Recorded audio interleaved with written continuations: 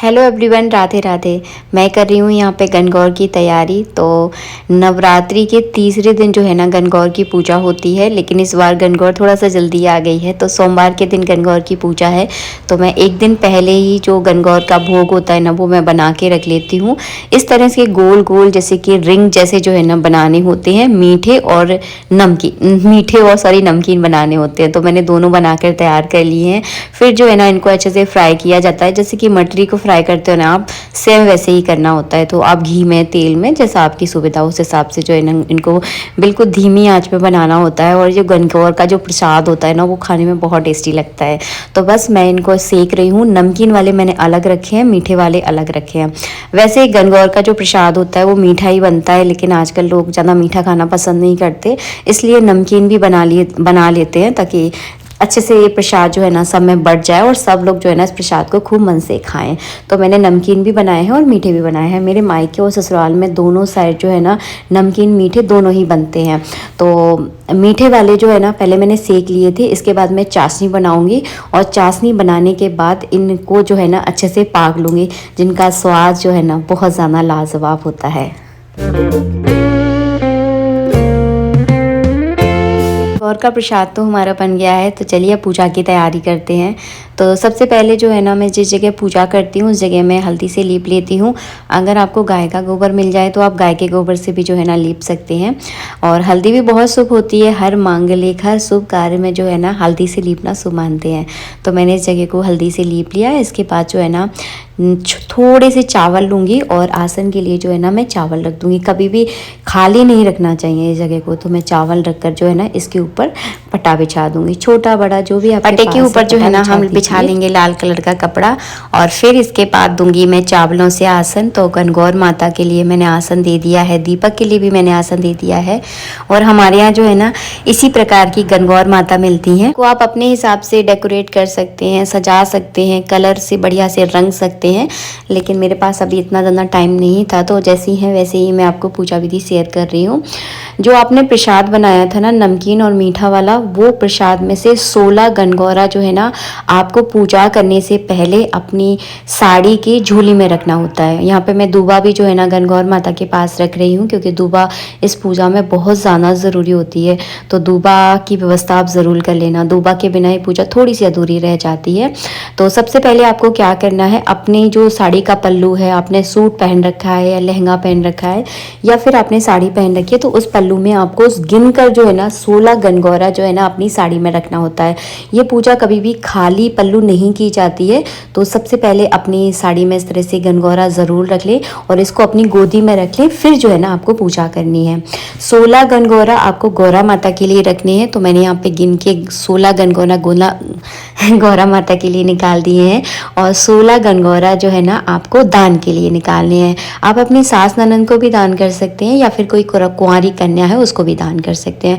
तो मैं इन्हें थोड़ी ज़्यादा क्वांटिटी में बनाती हूँ, ताकि कोई भी कन्या आए या हमारी कोई मानदान आए ना, तो सबको हम थोड़ा थोड़ा जो है ना प्रसाद दे सकें, क्योंकि ये जो त्यौहार है ना साल भर में एक बार ही आता है। यहाँ पे जो है ना मैंने घी का दीपक तैयार कर लिया है। तो चलिए हम दीपक को प्रज्वलित करते हैं और पूजा की करते हैं शुरुआत। तो मैंने प्लेट में रोली और चावल रख लिए हैं, दूबा रख लिए हैं, थोड़ा सा फूल रख लिए हैं।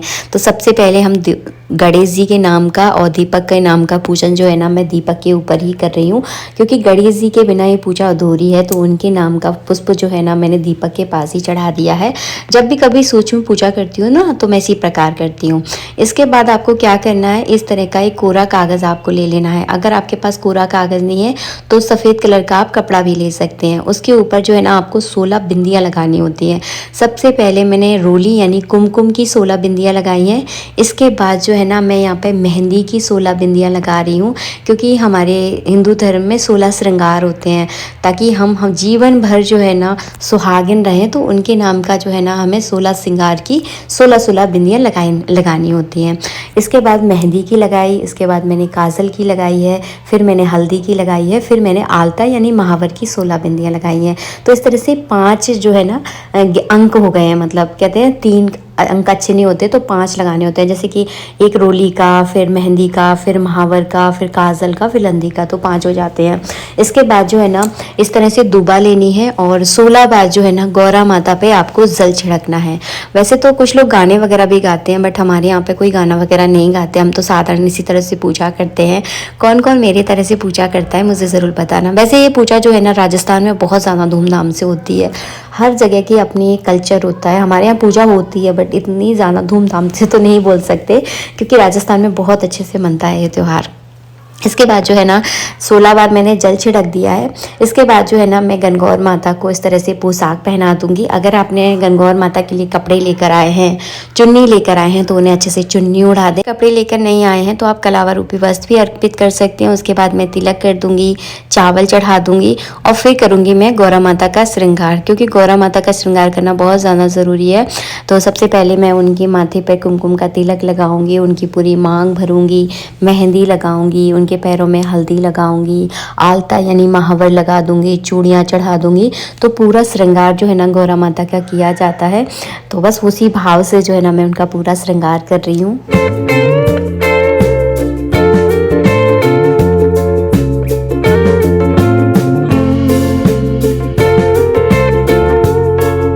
श्रृंगार करने के बाद मैंने फूल चढ़ा दूंगी, धूप दीप दिखा दूंगी, जैसे कि मैं आपको वीडियो में दिखा रही हूँ, सेम ऐसे ही आपको धूप दीप दिखाना है।